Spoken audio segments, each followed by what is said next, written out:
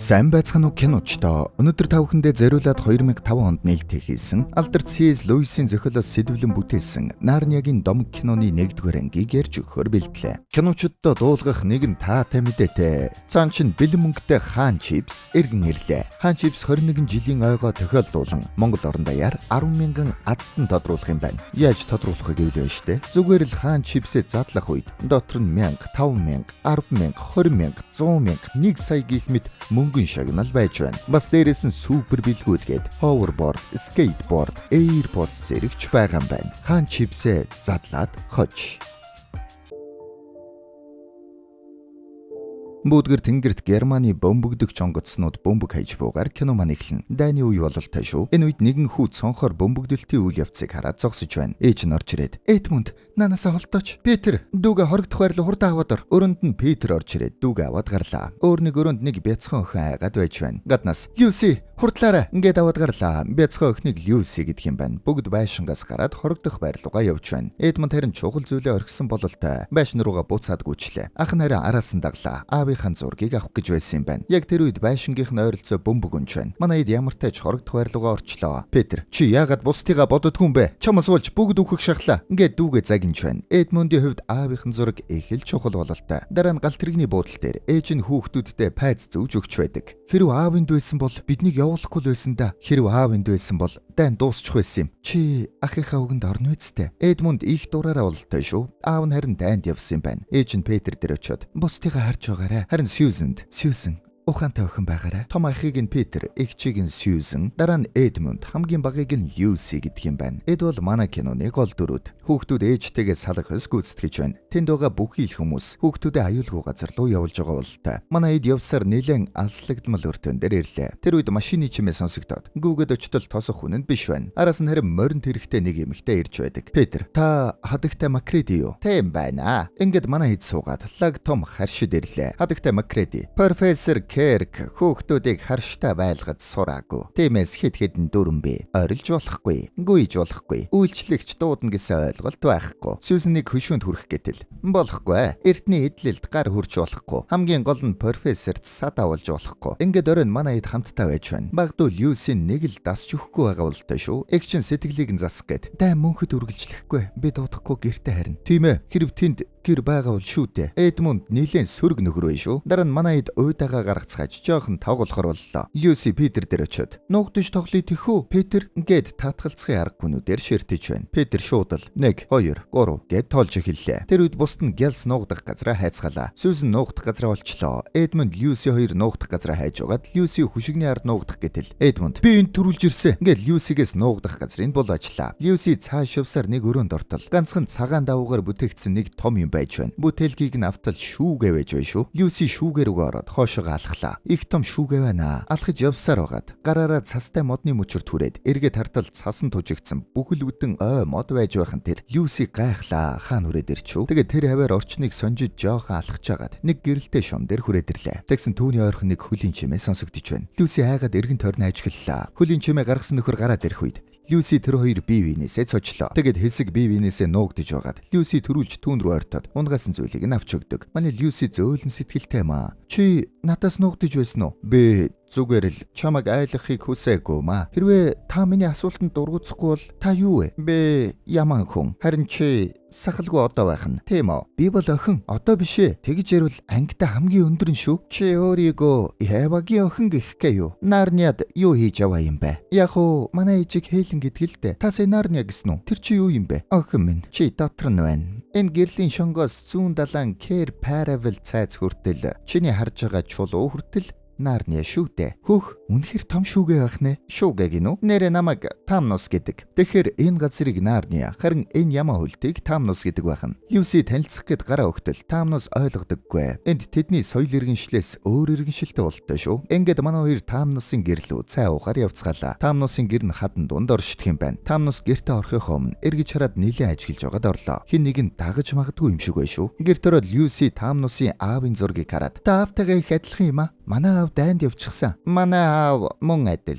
Гэхдээ энэ аимшигтай өвлөөс өмнө өвл юу аимшигтай гэж Крисмас болоод гоё шүү дээ. Энд Крисмас тэмдэглэдэггүй маа. Олон зуун жил болж байгаа. Чи Нарниагийн зууныг харвал их баярлах байх та. Нэрэн би чамд хөгжим тоглож өгөх үү. Тэгээд Тамнус Люсид хөгжим тоглож өглөө. Түүний тоглож байгаа айн Нарниагийн уламжлалт ая бололтой. Хөгжмийн аялгаунд зоохонд байх галын дүл үлгэр ярьж юмэд дүрслэл харуулж байна. Люси үүнийг нь хараад нүд анилцсаар унтаад өглөө. Дүр сарин арслангийн архиранаар дууслаа. Бүхлаа. Гал хүртэл тэр архиранаас болоод унтарчихна. Охиныг сэрх үед Тамнус уйлчихсан. Би хамгийн муу ямаа хүн. Би чамайг хулгайлж байна. Цагаан шулам хэрвхэн нэгэн ой модонд алхаж явбал надад авчир гэж тушаасан юм. Тэр л энэ өвлийг авчирж байгаа. Би таныг сайн ямаа хүн. Бас миний найз гэж бодож байна. Ингэсэн чи Тамнусын нүд нь сэргээдэрлээ. Люсигийн үг түүнийг өөрчлөх шиг боллоо шүү. Люсиг цагаан шулам мэдхээс өмнө зүгтаалахаар явж байна. Тамнус тэр аль хэдийн чамайг ирснийг мэдэх бах. Ой модонд түүний тагнуул ихвэ. Зарим мод хүртэл түүнд хэлж байгаа. Цагаан шулам гэж айхтар нөхөр болтой шүү. Тэгээд анх уулзсан гэрлийн шуун дээр ирлээ. Та сайн сууж байх уу? Чамтай танилцсандаа баяртай байна. Олон зуун жил мэдрээгүй дулаан сэтгэлийг чамаас мэдэрлээ. Одоо яв. Тэгээд Люси эргээд шүүгэнээсэ. Би зүгээрээ. Би буцаад ирлээ. Ингээд гараад ирэх үед ахын дөнгөж тоолж дуусч байна. Яг хуучин цаг үедээ гараад ирсэн байх шүү. Тэгэхээр Нарниа руу орсон ч гэсэн энд цаг хэвээ үргэлжилдэг болж таарч байна. Люси тэнд. Би хэдэн цаг алга болсон шүү дээ. Ингээд бүх зүйл ээллээ. Ах эгч нар нь гайхаад нөгөө шүүгээг нь нээгээд үзнэ. Гэтэл зүгээр л битүү шүүгээ байж байна. Петр тэнд. Бид нэг л тоглоомоо тоглоё л доо Люси. Бид чиний төсөөллийг гүйцэхгүй байна. Би энэ тухай худлаа хэлээгүй шүү дээ. Нөгөөдөл нь Люсид итгэдэг бай. Эдмунд дүүгээ яжилтал. Петр харин өмөрч байна. Тэгсэн Эдмунд чи өөрийгөө аав гэж бодоо юу? Ингээд уурлаад гарлаа. Ах дүүс эв түнж муу тавина. Люси ч уран муутайхан шүүгээгээ агаад явлаа. Оройн харин Люси унтаж чадахгүй байгаад байна. Тэсгүй усод ганцаараа шүүгээ рүүгээ явлаа. Түүнийг шүүгээрээ явж байхыг Эдмунд хараад Эдмунд харин араас нь даглаа. Люси үе Нарниа руу яваад авах шиг байна шүү. Их л сурцтай орж гараад байна. Эдмунд харин араас нь дагаад Нарниад хүрээд ирлээ. Эдмунд ирээд Люси чи хаана байна? Би одоо чамд итгэж байна. Ингээд Люсиг хайж явсаар нөгөө гэрлийн шондоор ирж байна. Эдмунд дүүгээ хайж явж байтал чархтаа хүн ирж байгааг хардаг. Гэтэл яг түүнийг чиглээд ирж байна шүү. Эдмунд зүхтах гэтэл ташуураараа хөлийг нь ороож унгаад бариад авлаа. Тэгтэл цаанаас нь цагаан шулам. Юу болоод байх юм бэ? Энэндээ намайг 50 гэд хэлээд гэж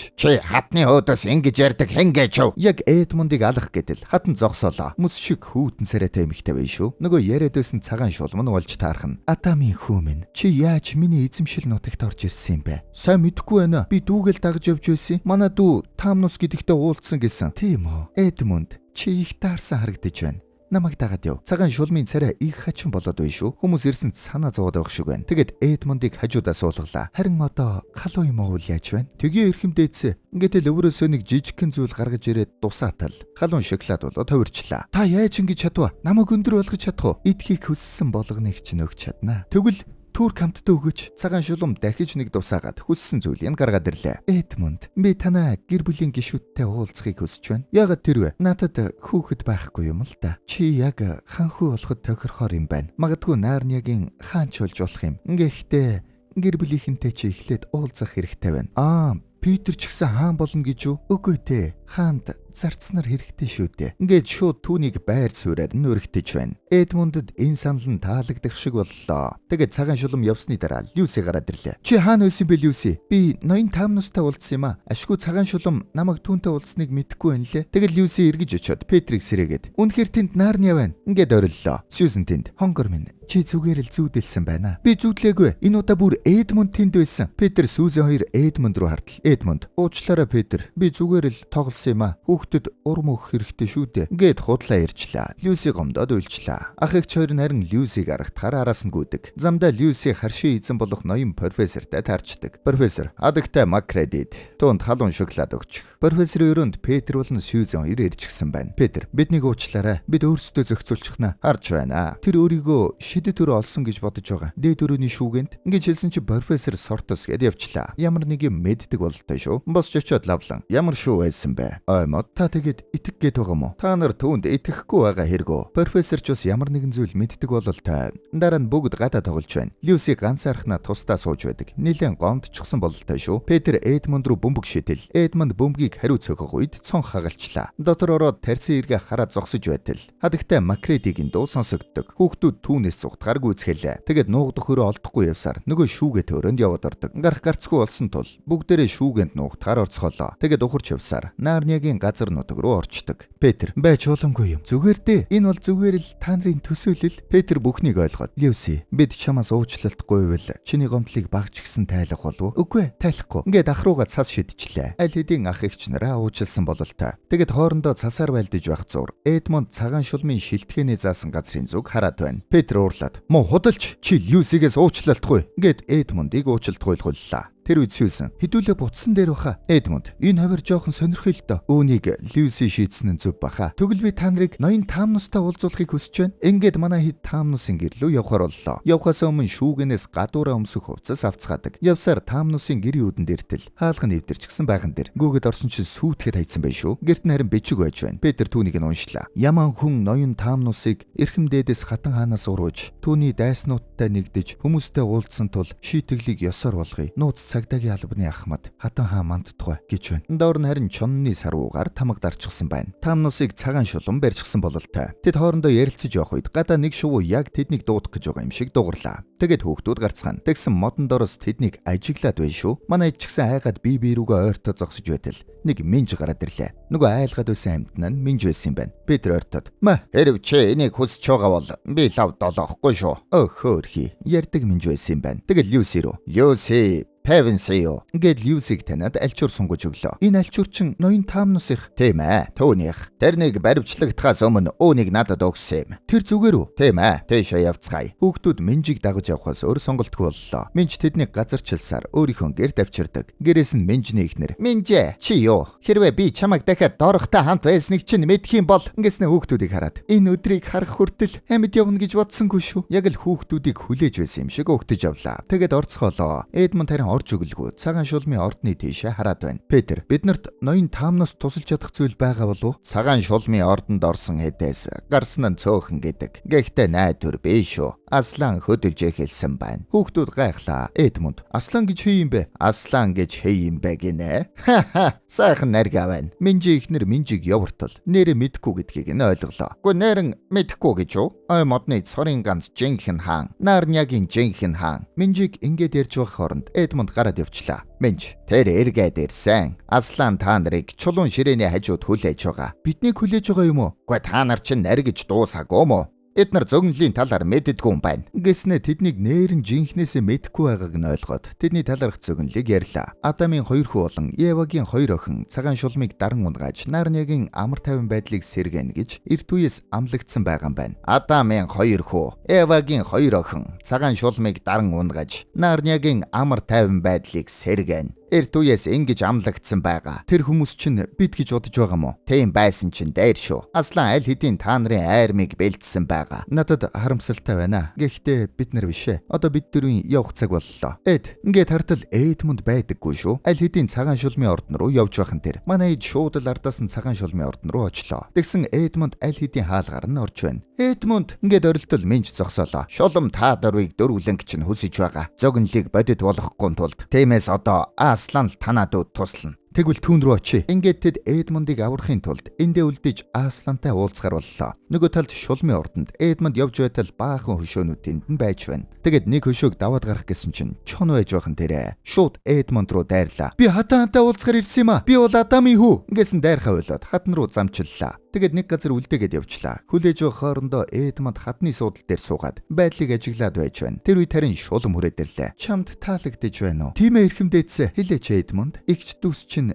дүлий юу? Ах чинь ухааны хомсдолтой юу?" "Магадгүй. Гэхдээ ээжи хэлснээр бол." "Тэгвэл чи яаж ганцаараа ирч чадваа?" "Гэхдээ тэд Минж нартай цуг далангийн жижиг байшинд байгаа шүү дээ." Гэд айснаасаа болоод гэр бүлийнхнийхээ байршлыг хэлээд өглөө. Цагаан шулам явах гэтэл Эдмонд "Уучлаарай. Би дахиад амттай идэж болох уу? Надад хаан чипс өгөөч." "Хаан чипс гинэ? Чи яагаад хаан чипс идэх гээд байгаа юм?" "Хаан чипс 21 жилийн ойгоо тохиолдуулаад 10,000 азтан тодруулах гэж байгаамаа. Тэгэд хаан чипсээ задлах үед дотор нь 1000, 5000, 10,000, 20,000, 100,000 бүр 1 сая төгрөг хүртэл гарч ирнэ. Бас супер шигнал ховерборд, скейтборд, эйрподс гэд гой билгүүд байгаа юм билээ." "Оо за. Чи тэгвэл 1 сая төгрөгтэй болвол юу хийх юм? Тэгэх юм бол би танаас дахиж амттан гоохгүй өөрөө чипс аваад идчихэж шít. Тэгээд танд амарчт." "Хөөхи. Гэсэн цагаан шулам Эдмондыг туслахтаа өгöd явуулчлаа. Тэгээд чоныг дуудаад чи юу хийхээ мэднэ. Гэсэн нөгөөх нь бусад чоннуудаа дуудаад явцгаалаа. Тэр үед өөрсдийг нь хөөж эхэлснийг мэдсэн манай хэд зугтах гээд бэлдэж байдаг. Тэгсэн аль хэдийн чоннууд гадаа нэрцсэн байна. Шууд тэдний гэрлүүд арайд эхэллээ. Явд ортол манай хэд харин аль хэдийн зугтаагаад амжчихсан байна. Хонглоор зугтаж байна шүү. Ардаас нарийн чоннууд ч гэсэн ороод ирчихээ. Явсаар нэг газраар гарч ирээд таглаад эргээд хартал цагаан шулмын ордонд байсан шиг хөшөөнүүд байж байна. Менч нэг хөшөөн дээр очтол эхнэр нь надад үнэхээр харамсалтай байна. Тэр миний хамгийн сайн найз байсан юм. Тэгэхээр энэ хөшөөнүүд нь бүгд жинхэнэ амьтад байсан юм байна. Тэндээс харин нэг үнэг гараад ирлээ. Менч түүнийг урагч гэж бодоод уурлах гэтэл тийм биш бололтой. Үнэг бидэнд цаг баг үлдсэн. Ингээд хэлэхгүй чонны уйлхан сонсогдож байна. Үнэг тэднийг аргалахаар болдог. Чоннууд гарч ирээд Адамын хөөхтүүд хаана байна? Энд Нарниа дуу. Гэхдээ наадах чинь их үнцэнтэй мэдээлэл шүү. Манай хэд модон дээр авраад нуугдчихжээ. Үнгийг хажуунаас нь зуучлаа. Чиний үнцэн нь бол чиний ам. Тэд хойд зүг рүү явчихсан. Ингээд худал мэдээлэл өгöd тэднийг явуулчлаа. Дараа нь тэд бүгд түүдэг тойроод сууж байна. Үнгийн шархыг Минжи ихнэр цэвэрлж байдаг. Өнөөдөр та хангалттай. Аслаа намайг дахиад цэрэг ол гэсэн. Бид зүгээр л дүүгээ буцааж байна. Тэр үед Эдмонд шулмын ордонд гинчлэгдчихсэн байна. Юм идэх гэсэн чинь нөгөөх нь хөлдчихжээ. Ус уух гэсэн чинь бас хөлдчих. Тэгсэн цаанаас нь таамнус. Хэрв чи идэхгүй бол надад өгч. Би босмоор л байна л да. Даанч миний хөл. Тэгэд Эдмонд таамнуст өгөх гэтэл таамнусын хөл нь гимчихсэн байна. Люси Певенсиг яах нь вэ? Их адилхан хамартай юм а. Дүү чин зүгээр байгаа юу? Би мэдэхгүй байна. Энэ үеэр цагаан шулам гаднаас орж ирээд миний цэргүүд дүү нэрийг чинь олсонгүй. Тэд хаана байна? Би мэдэхгүй байна. Тэгвэл чиний хэрэг байхгүй. Ингээд яг алах гэтэл Эдмонд тэд Асланы тухай ярьж байсан. Гэхдээ би өөр зүйл сонсч амжаагүй. Учир нь би тань руу яарад тэгсэн цагаан шулам үүдний хамгаалагчаа дуудаад таамнусын хүлээсийг тайлууллаа. Чи яагаад энд байгаагаа мэдэж байна уу? Учир нь би эргчлөөд Нарниад итгэдэг. Тэр чамайг амттнаас болж энэнд оролцуулсан болохоор ингэж байгаа юм. Ингээд Эдмондыг өөрийнх нь хийсэн үйлдэлээр буруутгаад яваад өглөө. Тэр үед Петр болон бусд нь Асланы зүг явж байна. Харин нөгөө талд Эдмонд шоронгоос гараад явж байтал таамнусыг аль хэдийн хөшөө болгочихсон байна. Тэгээд цагаан шулам манай эдийн араас Тэр үед Минж хурдан яваарай. Залуу байгаа дээр хөдөлсөн чинь дайр шүү. Петр хэрвээ биднийг дахиад нэг хурдлуулах юм бол тэрүүгээр малгай хийж өмсөн дөө. Ингэсэн чи араас нь нэг сүүх тэрэг хөөгд унлаа. Цагаан шулан бололтой шүү. Манай эд зугтаалаа. Гэхдээ юу юугүй гүйцэгдэх нэ. Тэгэд модон дунд ороод нуугтал ардаас нь хөөж ирж харж байгаа цаашаа явчлаа. Минж харин явсан эсхийг нь шалгахаар гарч байна. Минж гараад ирээ. Та нартай хэн нэгэн уулзахыг хүсэж байна. Ямартай цагаан шулан биш бололтой. Гараад очтол сүрхий урт цагаан сахалтай. Бугтай чараг хөлгөлсөн өвлийн үгэн байх нь тэр. Үүнийг харсан Люси. Сьюзен, Нарниа зул сарын баяр байдаггүй гэж бодсон юмсан. Тийм ээ. Гэхдээ эрхэм дээд сууд минь. Та нарын авчирсан итгэл найдвар шулмын хүчийг сулруулсан. Зул сар эргэж ярьсан. Тэгэд өвлийн үгэн бэлэг өгч эхэллээ. Люсид галт цэцгийн шүүс. Ганцхан дуслан бүх шархыг эмчилнэ.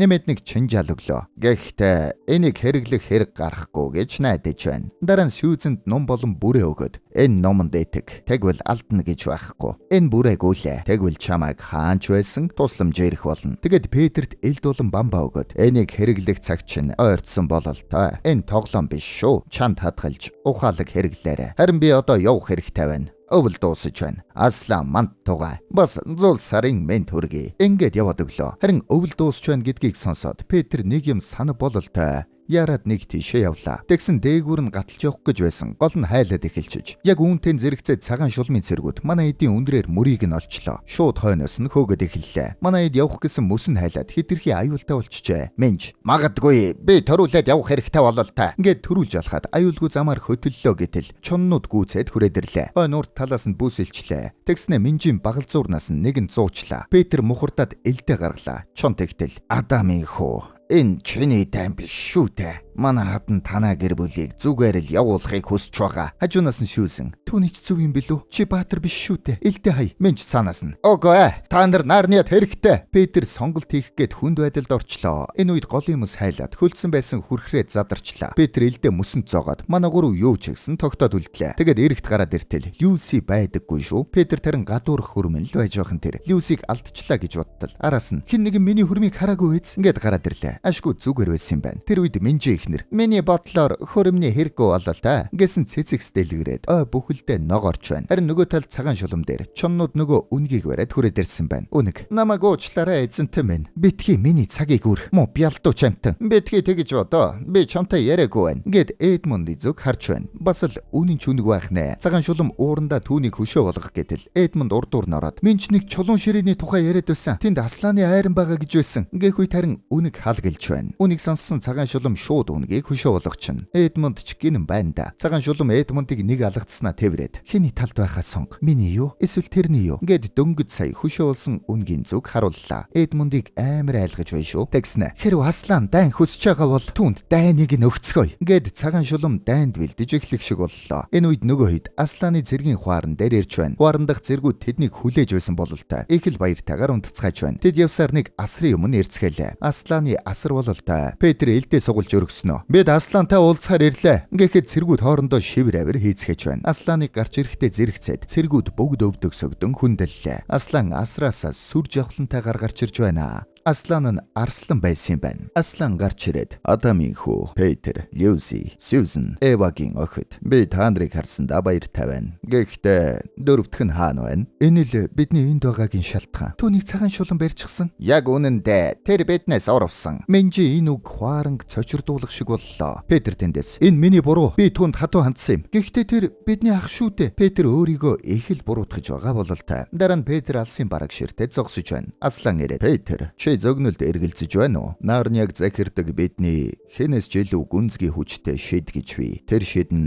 зөв бурууг зааглаж бидний хувь тавиланг захирдаг юм. Чиний хийгч, миний хийгч бас. Би гэр бүлээ хамгаалж чадахгүй байна шүү дээ. Чи энэ хүртэл тэднийг аюулгүй авчирсан шүү дээ. Гэхдээ бүгдийг нь биш." Нөгөө талд харин ой модон дунд цагаан шулмын цэргүүд Эдмундыг хүлчихсэн байж байна. Энэ үеэр Люси, Сьюзен хоёр голын ирэг дээр байж байна. Тус цацаад хоорондоо усаар байлдлаа. Тоглож дуусаад альчуур автал ардаас нь гараад ирлээ. Сьюзен гялс самбаачлаад бүрээгээ аваад үлээлээ. Бүрээний чимээг сонсоод Петр тэдэн рүү гүйдэг. Түүний гэртэл хоёр чон байж байна. Нэг нь сэмхэн гитээд хойно нь гарч байтал Аслан ирээд зогсоочлоо. Мөн цэргүүд ч гэсэн ирээд нөгөө чон руу дайрах гэтэл Аслан зогсоогоод "Энэ бол Петрийн тулаан." Чон түүн рүү "Чи өөрийгөө хаан гэд бодчихсон болол та" гэж шууд дайрлаа. Тэгээд давхралдаад унчлаа. Чон харин дээр нь хэвтээд байж шүү. Люси, Сьюзен хоёр орилсоор бууж ирээд чоныг холдуултал Петр зүгээр байж байна. Чонны хөвлий рүү элдээ дүрээд амтсан байна. Аслан нөгөө чоныг тавьж явуулаад түүнийг дагаж очиод Эдмундыг аваад ир. Асланы мэрэгүү хан гэж янзын юм аа. Цэргүү чоныг дагаж яваад цагаан шулмын айрамд бяцхан цогилд өгөөд Эдмундыг аваад хүрээд ирлээ. Дараа өдөр нь Петр, Люси, Сьюзенаар асраасаа гарч иртэл Эдмунд Аслантай уулзаад зогсож байна. Тэгээд Аслан Эдмунд нар тэдэн дээр ирлээ. Эдмунд их л гимшилтэй харагдаж байна шүү. Аслан "Болоод өнгөрсөн бол болоод өнгөрсөн. Өнгөрсний талаар хинч түнтэй ярих хэрэггүй." Эдмундыг уучлаа гэж байгаа бололтой. Люси хамгийн түрүүнд ах дээр очиод тэвэрлээ. Сьюзен "Ямар байвта? Ядарсан байна." Петр "Явж унт. Бас төөрч өвдөө." Ингээд ах дүүс эргэж уулзцгаалаа. Харилцаач бас зүгээр байна. Дараа нь бөөндөө юм идээд сууцгааж байна. Петр "Бид одоо гэртээ харих цаг болжээ. Би ээжэд та нарыг аюулгүй байлгана гэсэн. Бид нар дөрүүлээ тэдэнд хэрэгтэй шүү дээ. Энд чинь аюултай." Эдмунд үхэх шахсан. "Энэ ч л бидний үлдэх шалтгаан. Цагаан шулам юу хийж чадахыг би харсан. Бас түүнд тусалсан. Бид тэдэнтэй хамт байх хэрэгтэй." Тэгсэн Сьюзен босоод нумсум аваад "Явж бэлтгэл хийцгээе." Ингээд манай хэд үлдэхээр шийдэцгээлээ. Сьюзен харуултын бэлтгэлээ хийгээд харин Люси ихчээсээ илүү хутга шидэж байна. Петр, Эдмунд хоёр морь унанга тулааны бэлтгэл хийцгээж байна. Тэр үед Менж ирээд "Цагаан шулам ирж байна." Ингэсэн чи хуаранд цагаан шулам ирж байна. Шулам шууд Аслан руу очиод "Чи хуаранда урвагчийг байлгаж байна. Хуйлаа мэдэж байна уу?" "Надад бүүзаа. Би тэрнийг бичигдэж байхад нь байсан юм. Хуулийг зөрчүүл бүх наарны сүрч галвалан усны гамшигт мөхөх болно. Тэр хүү заавал чулуун ширээн дээр цусаа урсгах ёстой. Хуулийн заалт нь их хатуу юм байна. Хуулийг зөрчиж болохгүй учраас шулам өөртөө их итгэлтэйгээр ярьж байна." Тэгээд Аслан "Оюулхнаа ярилцъя." Ингээд асартаа дагуулж ороод нилээ удаан ярилцлаа. Аслан гарч ирээд "Тэр Адамын хүүгийн цусыг авах эрхээсээ татгалцлаа." Шулам эргэж хараад "Чамайг хэлсэндээ хүрнэ гэдгийг чинь би яаж мэдэх юм?" Гэхэд Арслан маш хүчтэй архирч байна. Оройн Люси унтж чадалгүй хөрөөж байгаад Асланы хөлийн чимээг сонсоод Сьюзнийг сэрээгээд гарлаа. Аслан нэг тийшээ явж байна. Манай хэд араас нь дагцгаалаа. Аслан тэнд "Та нар яагаад орондоо байхгүй байгаа вүлээ? Бид унтж чадахгүй байсан юм аа." Ингээд хэсэг Аслантай хамт явж байгаад Аслан "Одоо эндээс цаашаа би ганцаараа явах ёстой." гэд цаашаа явж байтал баахан дайснууд нь цагаан шулмын хамт байж байхан тэр Асланыг шулмын жанжин цогоод унгаачлаа. Аслан харин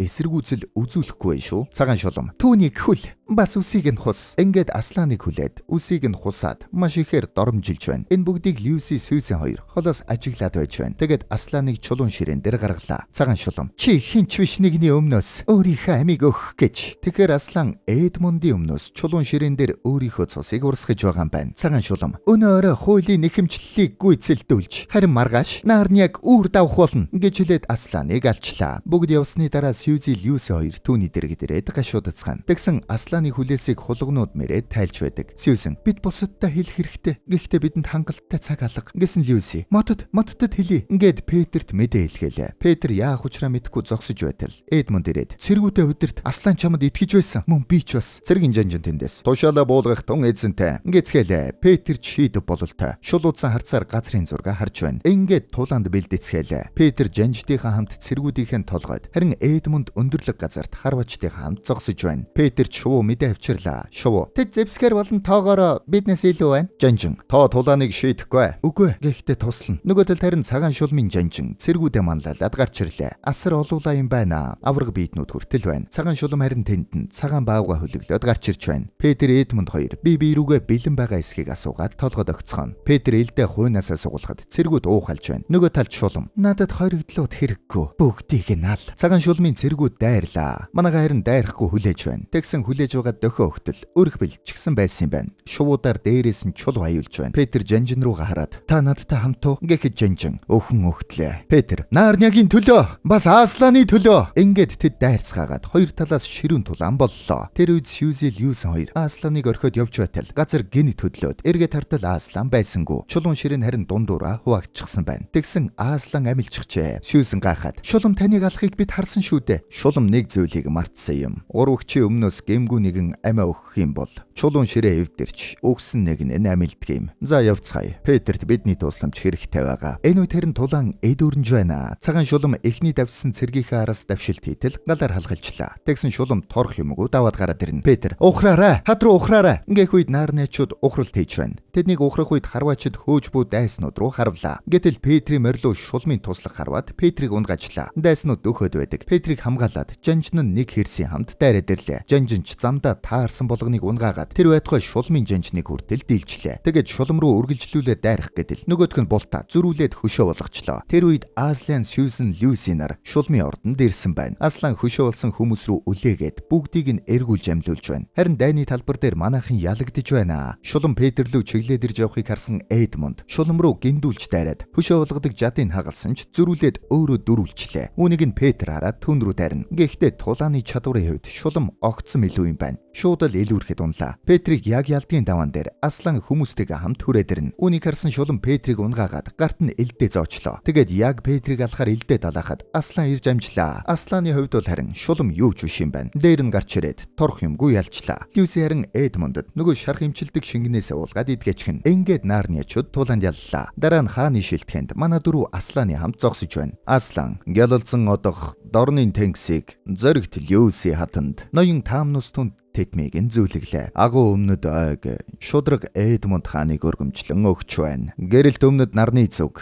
эйлдэг Сьюзен хадныг өргөмжлөн өгч байна. Цэлмэг умардын тэнгэрийн зүг сүр жавхланд Петер хааныг өргөмжлөн өгч байна. Ийхүү манай хэд аль биесээр Нарниагийн хаад хатад болцгоолоо. Дараа нь Аслан ганц харахнаа алхаж байна. Үүнийг нь Люси харж байтал араас нь таамнус ирээд санаа зовлтгүй. Бид түүнийг дахиж харна. Хизээ цаг нь болохоор таамнус Люсид альчуур өгөөд эргээд хартал Аслан алга болчихсон байна. Дүрж шилжиж ой модон дунд морьтой давхилдах хүмүүсийг харууллаа. Тэгсэн манай хэд аль хэдийн том болцгоочхож. Тэгсэн чи тэнд нөгөө шүүгэнээс гарч ирэх үед байсан гэрлийн шум байж байна. Манай хэд сонирхоод нөгөө шүүгэрүүгээ ортол явсаар байгаад нөгөө шүүгэнээсээ гараад ирцгэлээ. Гэхдээ яг л шүүгэнд анх орсон үешгэ хүүхдүүд болоод гараад ирлээ. Гаднаас харин профессор ирээд та нар чинь бүгдээрээ яагаад шүүгэнд орчихов? Та бидний хэлсэн юмд итгэх болоо та гэсэн бөмбөг шидэд оролдоод үзэлтэй гэж байна. Энэ түрээд кино маань дуслаа. Киночд байлаа.